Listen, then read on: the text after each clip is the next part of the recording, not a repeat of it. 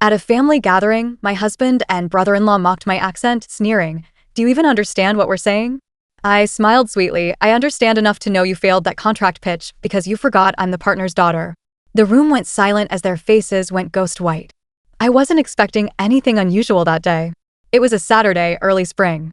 One of those deceptively pleasant Texas afternoons where the breeze tricks you into thinking summer won't slap you in the face the moment you let your guard down. I was standing barefoot in the kitchen of Brent's parents' lake house, slicing strawberries into a glass bowl, trying not to look like I cared too much about how they were arranged. It was the annual Faulkner family gathering, an event that always felt like a magazine shoot someone forgot to schedule the photographer for. Matching table linens, expensive wine with unpronounceable names, children in button-downs and loafers. You didn't just bring a casserole. You brought a statement. I'd been married into the family for 3 years at that point. Long enough to know which aunt would ask me about cultural food, even though I grew up eating hamburger helper like the rest of the South, and long enough to know that Brent, my husband, would start to change slightly around his family. Just subtle things. A shift in tone, a little more arrogance, a little less patience. At first, I chalked it up to pressure, the kind of tension that builds when you're surrounded by siblings who all seem to be competing for their parents' attention, even into their 30s and 40s. But over time, it became clear. Brent liked to perform. And his favorite stage was here, among his family, where appearances mattered more than substance and success was measured in square footage. I could feel something simmering that afternoon. It started in small ways. Brent brushing me off when I asked where to set the wine glasses. Colin, his older brother, who also happened to be my colleague, making a loud joke about people who grew up barefoot when I mentioned I used to catch fireflies with my cousins in Louisiana summers. I laughed it off. Like I always did. I had learned long ago how to manage a room full of people who assumed you were less because your vowels curved differently. I was born in Baton Rouge. My mother taught 3rd grade and my father, well, he wasn't the type to talk about work. Not in the way some dads did. He let his presence do the talking, tall, quiet, meticulous. He read the Wall Street Journal like it was the Bible and could slice through a conversation with one glance. I never used his name to get ahead. When I moved to Austin at 28 to work for the consultancy firm, I did it under my own name, Rena Belfont. No hyphenated credentials. No handouts. I didn't want anyone to assume I hadn't earned the role. So when Brent met me, I was just the new communications strategist on the floor above his brother's department. I didn't correct him when he made jokes about Southern belles who make it to the big city in our early texts. I should've. But sometimes loneliness dulls your instincts. Especially in a new city. Brent had a confidence that wrapped around you. A certain way of talking that made people lean in, listen closely. He was 6 years older than me and already had a name within the firm. People liked him. Respected him. And when he started paying attention to me, inviting me to lunch meetings, walking me to my car, telling me he liked my perspective, I felt seen in a way I hadn't in years. I didn't know until much later that he only saw me as far as it benefited him. The lake house was filled with voices by the time we all gathered around the long farmhouse table for dessert. Brent's mother brought out 3 pies, each perfectly golden and smelling like a bakery advertisement. The bourbon had been flowing for hours, and the conversation had gotten louder, the kind of loud that people think is jovial, but usually masks something else. Brent was leaning back in his chair, one arm draped around the backrest, the other holding a whiskey glass. Colin was across from him, elbows on the table, talking with that slightly slurred confidence that comes just before someone says something they can't take back. They were trading stories from work, failed pitches, office politics, the usual. And then Colin said it. Loud enough for everyone to hear. You know, sometimes I honestly can't tell if Rena even understands what we're saying. That accent, it wasn't even said in malice. That's what made it worse. It was casual, as if it were a universally agreed upon fact. Brent didn't skip a beat. He laughed. Not a small, awkward chuckle. A deep, full laugh that made his eyes crinkle. He looked at me and added, seriously, babe, do you just smile and nod when we talk strategy? I didn't speak right away. I stood at the edge of the dining room, holding an empty wine glass in one hand, my free arm curled loosely across my waist. Something in me cracked a little. Not in a loud, dramatic way, but like the quiet splintering of a dam wall. I looked at him. At both of them. And then I said, simply, I understand enough to know you failed that contract pitch in Houston because you forgot I'm the partner's daughter. I didn't raise my voice. I didn't need to. The words floated out so softly they might have been mistaken for a passing thought. But the silence that followed, that was loud. Colin blinked, his mouth slightly open, like his brain hadn't caught up to what I said. Brent's face twisted, confusion first, then embarrassment, then something else. Wait, what? He asked, lowering his glass. My father, I said slowly, is Ernest Belfont. The founder of the firm you and Colin just embarrassed yourselves in front of last week. Colin pushed back from the table slightly. That he was in the room? He was on the board, I said. Didn't say a word. He didn't need to. I could see the weight of it hit Brent like a slow-moving freight train. His mouth opened, closed, then opened again. Why didn't you ever? He started, but didn't finish. Because he knew. He knew why. Because if he had known, he would have used me. Leveraged me. Positioned me like a pawn on the board. He wouldn't have married me for me. He would have married me for him. I left the lake house that night without making a scene. I didn't scream. I didn't cry. I didn't even tell him I was leaving. I just packed a bag and got in my car. I drove to San Antonio, to my cousin Mira's place, and sat on her couch for 2 hours in silence before I said a single word. And even then, all I said was, I think I'm done. She didn't ask questions. Just handed me a blanket and made me tea. Sometimes that's all you need. The next few weeks passed in a haze. Not sadness, really. Just clarity. The kind of quiet that comes after the storm, when you realize the foundation had been rotting long before the house collapsed. I started replaying moments in my head. The subtle digs. The way Brent would talk over me in meetings when we worked on cross-functional projects. The way Colin once told me I was too emotional after I suggested we adjust a campaign that might alienate rural communities. They never saw me. Not really. They saw my accent, my face, my softness, but not my power. And when they did, it terrified them. I didn't hear from Brent the first few days. Not a call, not a message, not even one of those passive-aggressive, just checking in texts. I figured he was waiting me out. That was his thing, wait until emotions quieted down, then step in with that cool, rational tone that made you feel guilty for ever reacting in the first place. By the end of that first week, I got a single email. Subject, can we talk? I read it 3 times before closing my laptop. Not deleting. Not replying. Just closing it. I didn't want to talk. Because the truth is, I didn't leave because of the comment. That night at the lake house wasn't a detonation. It was a slow burn finally flickering into something visible. The marriage had been unraveling long before that. I just hadn't let myself admit it. When I first moved into Brent's condo, back when we were engaged, I remember noticing how quiet it was. Not peaceful, not cozy. Just sterile. No mismatched furniture. No photos on the fridge. No clutter. Brent liked things neat. Streamlined. Predictable. I was none of those things. I loved impulse. My cabinets were full of spices I couldn't pronounce. My bookshelf was chaotic. My handwriting leaned half print, half cursive. I sang to myself when I cooked. I danced barefoot on tile. At first, he seemed to find it charming. That quirky girl, energy men like until it gets inconvenient. Then it turned into comments. Do you have to leave stuff everywhere? Can you maybe not wear those shoes with that dress? You'd be so much more polished if you straightened your hair. Little things. Small, sharp pebbles that get into your shoe and wear you down one blister at a time. I didn't push back at first. I wanted to be understanding, flexible, supportive. But somewhere along the way, I stopped recognizing myself. Back in San Antonio, I stayed at Mira's for a month. She had a small guest room with peeling floral wallpaper and a mattress that sagged slightly in the middle. It wasn't glamorous, but it felt real. She'd come home from work in scrubs, throw her bag on the floor, and immediately ask if I wanted to order Vietnamese or Tex-Mex. She never once asked when I was going back. Instead, she asked things like, what would your life look like if no one was watching? And, when was the last time you made a decision just for you? Those questions sat in my chest like heavy stones. The answer, more often than not, was, I didn't remember. One afternoon, maybe 3 weeks in, I pulled out my laptop and opened the folder I'd labeled Backup, Career Docs. Inside were pitch decks, strategy notes, marketing plans, all things I'd worked on quietly, late at night, long after Brent had gone to bed.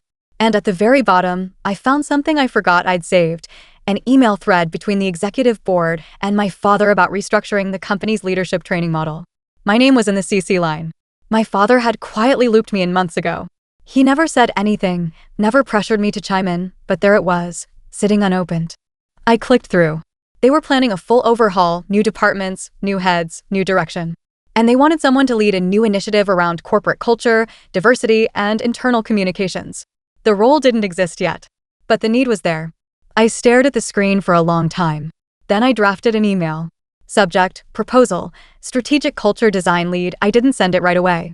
I let it sit. I paced. I rewrote it 5 times. Then, late that night, I hit send. The response came by morning. My father's assistant scheduled a meeting for the following week. No words from him. Just a calendar invite. That was his way. Meanwhile, Brent had started reaching out more. Texts at first. Hey, can we talk soon? I've been thinking a lot. I miss you. Then came the longer messages. About how I'd blindsided him. About how he never meant to hurt me. About how things got misinterpreted and maybe we both overreacted. Classic deflection. He didn't ask what I wanted. Or how I felt. Just that we needed to be adults and discuss next steps. I didn't respond. I didn't owe him an exit interview. Colin, on the other hand, sent nothing. Which honestly surprised me less. He was the kind of man who believed apologies were for people who lost leverage. Not people who lost their decency. Word got around, of course. I heard from a former colleague that there had been a quiet shuffle at the office. Colin had been pulled from a major account. Brent was keeping a low profile. There was a rumor someone on the board had taken a personal interest in internal communication practices. I didn't confirm or deny anything. Let them wonder. When I met with my father, we didn't talk about Brent. He didn't ask and I didn't offer. We talked about structure, systems, blind spots, what I'd seen during my time at the company and what I believed needed to change. He listened without interrupting. Then he said, "What would you need to make it work?" I gave him a list. Not demands, just boundaries. I wanted full autonomy. I wanted the ability to hire my own team. I wanted reporting to go directly to the board, no middlemen. He nodded. Done. That was it. No ceremony. Just a door, finally opening. I didn't tell Brent I was moving forward. Didn't warn him about the new department or what it meant. Let the silence speak. Let him feel what it's like to be underestimated by someone you didn't bother to see clearly. The new office space wasn't glamorous, at least not yet. It was a converted conference room on the 10th floor of the downtown building with glass walls and a view of the parking structure next door. The lights flickered when the coffee machine ran, and one of the chairs in the back had a broken wheel that squeaked every time you shifted in it. But it was mine. Technically, it was labeled Department of Internal Strategy and Culture, a name that sounded vague enough to make people nervous. But what I was building wasn't vague at all. It was direct, intentional, and overdue. I started by bringing in people who'd been ignored in the corners of the company, longtime employees from mid-level roles who had sharp instincts but had never been given the floor. People like Reina Morales, who had worked in regional HR for 12 years and knew where the real communication breakdowns happened. Or Jordan Patel, a data analyst who had quietly developed a tracking model for team burnout patterns and was never once invited to present it. We weren't flashy, but we were focused. Our goal was simple: tell the truth about what it's like to work here, from the ground up, and rebuild the culture from something performative to something real. And because we reported straight to the board, we didn't have to water anything down. Not anymore. Of course, people noticed. There were whispers in the elevators. Tense silences when I walked into certain rooms. One senior exec stopped mid-conversation in the break room when I entered and said, half joking, "Guess we've got to watch what we say now." I just smiled and poured my coffee. That was the thing about corporate environments like this. They were built to center comfort for people who already had power. So the moment you shifted that center, even slightly, people got uncomfortable. Good. Let them squirm. It was about 6 weeks into the new role when I saw Brent again. It was a quarterly check-in meeting with department heads and select directors. Normally, these were a formality, a slideshow of talking points, vague promises of improvement, polite clapping. But this time, the agenda included a section for my team. Brent walked in 5 minutes late, looking polished in that way that had once made my stomach flip. Tailored navy suit. Pocket square. That damn watch he was always adjusting like he was checking for time he already owned. He froze slightly when he saw me at the head of the table. To his credit, he recovered quickly, just nodded and said, "Rena," before taking a seat 3 chairs down. I didn't nod back, didn't smile, didn't offer familiarity where it wasn't deserved. Instead, I launched into the presentation. We'd spent weeks gathering feedback, cross-referencing exit interviews, and mapping communication gaps across departments. Our findings weren't ambiguous. They were hard, data-backed truths. Misalignment in executive messaging. Inconsistent mentorship opportunities across gender lines. And the kicker, a culture of microaggressions tolerated under the excuse of just joking around. I clicked the slide forward. A line appeared at the top of the screen. I honestly can't tell if she understands what we're saying. I let the silence stretch. No one spoke. I didn't name names. I didn't have to. People shifted in their seats. Someone cleared their throat. Only Brent stared straight ahead, motionless. I finished the presentation with a list of proposed initiatives, bias training led by external facilitators, a restructured internal review model, direct channels for anonymous employee feedback with board oversight. When I finished, I closed my laptop and looked out across the room. No smile, no apology for the discomfort. I just said, if anyone's unclear on what we're building here, you haven't been paying attention. And then I stood up and left the room. I sat alone in my office afterward for a long while, letting the tension settle. Not in my shoulders, they'd been tight for years, but in my chest. In that space where fear used to live. The fear of being too loud, too emotional, too much. It was quiet now. That fear didn't live here anymore. Brent didn't reach out. Not that day. Not the next. But eventually, he did. A plain white envelope slid under my office door the following week. No name on the outside. Inside, a single sheet of paper. Handwritten. You made your point. Loud and clear. I never saw you the way I should have. I don't expect forgiveness. Just clarity. I thought I knew who you were. I didn't. I hope you're proud of what you're building. You should be. Be. I folded the note and slid it into the back of my notebook. Not because I needed to keep it, but because I wanted to remember what it looked like when power started to recognize itself in someone it thought it had silenced. My team kept growing. Slowly. Intentionally. We held listening sessions, department audits, and one-on-ones that lasted longer than some people's patience. But we kept going, because once people started to feel heard, they didn't want to go back to silence. 3 months after the department launch, we were no longer the experiment. We were the pulse check. Our weekly reports were being quoted in board meetings. Our training modules were being requested across satellite offices. For the first time, people who never saw themselves reflected in leadership started asking real questions, demanding real answers, not just the pretty PR spin. I watched it happen from a quiet place, not front and center. That had never been the goal. I stayed at the edges, where the real shifts happened, watching junior associates lead initiatives, listening to supervisors stumble over old habits and choose better language, seeing the tone of the entire company evolve from polished politeness to actual, intentional accountability. It was slow. It was messy. But it was working. And somewhere along the way, I stopped feeling the need to prove anything to anyone. Especially not to Brent. But life, as it does, found a way to tie the final knot. It was early October when the executive board called a meeting to announce an internal reshuffle. I wasn't surprised. Upper leadership had been under quiet review for months, and the conversations around outdated practices had moved from what if to what next. What surprised me was who they asked to lead the announcement. Me. They wanted to start by introducing a new role, one that would operate across all departments, independent of legacy leadership, focused entirely on ethics, equity, and internal operations. A role that would report directly to the board and, by design, have the power to recommend reassignments and oversee leadership evaluations. I asked for 24 hours to think it over. I didn't need it, but I wanted to sit with the full weight of what it meant. The next morning, I said yes. They made the announcement at the Fall Corporate Summit, a multi-day retreat where all execs and department leads flew into Austin for strategy sessions, performance reviews, and team-building events that always looked better on brochures than in person. Brent was there, of course. By then, we hadn't spoken since the letter. He'd been quieter in meetings, more formal in tone. Rumor had it he'd been passed over for a regional strategy lead promotion. Not because of me, I'd never intervened in personnel decisions. But it seemed people were finally noticing what had always been there. He was better at looking like a leader than actually being one. I took the stage the second day of the summit, after a lunch of dry chicken and muted applause for quarterly earnings. I didn't speak for long.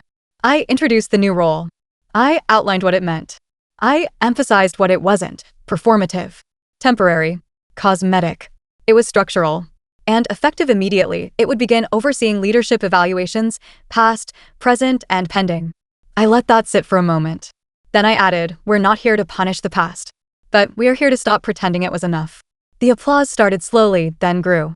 Even some of the old guard clapped, though a few kept their hands still in their laps, eyes narrowed in discomfort. Brent didn't clap. He didn't look up. But I saw his jaw tense, just slightly. It was enough. A week later, his department was audited. Not by me. That would have been too easy. Raina led the review. Jordan compiled the reports. The same people Brent had once ignored, dismissed, or talked over were now at the helm, asking questions he couldn't laugh off, pointing to metrics he couldn't spin. The findings weren't damning, but they were honest. Turns out, Brent had been coasting. Delegating without direction, presenting recycled pitches, and taking credit for ideas from quieter team members. His promotion chances were officially suspended pending review. He wasn't demoted. He wasn't fired. He was simply paused, left sitting exactly where he'd always believed he was above. I ran into him once more after that. It was late evening in the building's lobby. He was walking out, phone in hand, eyes heavy. He slowed when he saw me but didn't stop. Then he said, voice low and brittle, "I guess you got what you wanted." I turned to face him fully. "No. I built what you never saw coming." He nodded once. Not in agreement, but in understanding. Then he walked out the doors, and the silence that followed wasn't hollow, it was clean. In the months that followed, our department expanded. We began consulting with partner firms, drafting frameworks that other companies could use. People started seeking out our approach. Not just because it worked, but because it had roots. Because it came from someone who once sat in the corner of a meeting, smiling quietly while others underestimated her. And because it didn't rise from revenge. It rose from truth.